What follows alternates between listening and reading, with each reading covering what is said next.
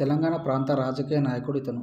Malkajgiri parliament సభ్యుడిగా, Telangana, Andhra Pradesh committee అధ్యక్షుడిగా ఉంటూ కాంగ్రెస్ పార్టీని అధికారంలోకి తీసుకురావడానికి కారణమయ్యాడు. కాంగ్రెస్ విజయం సాధించిన అనంతరం తెలంగాణ రాష్ట్ర రెండవ ముఖ్యమంత్రిగా రేవంత్ రెడ్డి ఎన్నికయ్యాడు. తల్లిదండ్రులు అనుముల నరసింహారెడ్డి, రామచంద్రమ్మ. జీవిత భాగస్వామి గీతారెడ్డి. రేవంత్ రెడ్డి మాజీ కేంద్ర మంత్రి జైపాల్ రెడ్డి తమ్ముడు కూతురిని గీతారెడ్డిని 1992లో పెద్దలను ఒప్పించి వివాహం చేసుకున్నాడు. వీరికి ఒక కుమార్తె, పేరు నమిషారెడ్డి. రేవంత్ రెడ్డి 2006లో జెడ్పీటీసీ సభ్యుడిగా విజయం సాధించిన అతను 2007లో ఆంధ్రప్రదేశ్ శాసనమండలి జరిగిన ఎన్నికల్లో మహబూబ్నగర్ స్థానిక సంస్థల స్థానం స్వతంత్ర అభ్యర్థిగా పోటీ చేసి ఎమ్మెల్సీగా ఎన్నికయ్యాడు.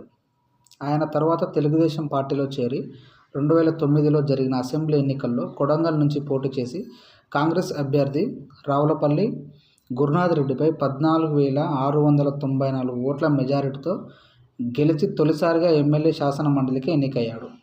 అతను 2014లో రెండోసారి ఎమ్మెల్యేగా గెలిచాడు. రేవంత్ రెడ్డి 2014 నుండి 2017 వరకు టీడీఎల్పీ ఫ్లోర్ లీడర్గా పనిచేసి 2018లో టీడీపీకి రాజీనామా చేసి కాంగ్రెస్ పార్టీలో చేరి ఆ తర్వాత 2018లో టీపీసీసీ వర్కింగ్ ప్రెసిడెంట్గా నియమితుడయ్యాడు. ఆయన 2018 డిసెంబర్లో జరిగిన శాసనసభ ఎన్నికల్లో కొడంగల్ నుండి పోటీ చేసి ఓడిపోయాడు. రేవంత్ రెడ్డి 2019లో జరిగిన లోక్సభ ఎన్నికల్లో మల్కాజ్గిరి లోక్సభ నియోజకవర్గం నుండి కాంగ్రెస్ అభ్యర్థిగా పోటీ చేసి లోక్సభకు సభ్యుడిగా ఎన్నికయ్యాడు.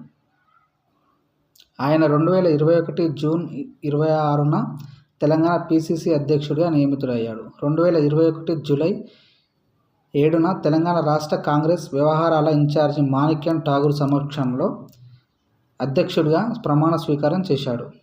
రేవంత్ సారథ్యంలో కాంగ్రెస్ పార్టీ 2023 తెలంగాణ శాసనసభ ఎన్నికల్లో పోటీ చేసి 119 నియోజకవర్గాలలో 64 అసెంబ్లీ స్థానాల్లో పార్టీ అభ్యర్థులు గెలిపించారు.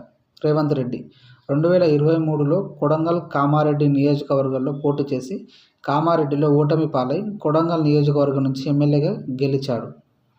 ఈ సందర్భంగా కాంగ్రెస్ శాసనసభ పక్షం రేవంత్ రెడ్డిని సీఎల్పీ నేతగా, రాష్ట్ర ముఖ్యమంత్రిగా ఏకగ్రీవంగా ఎన్నుకున్నారు.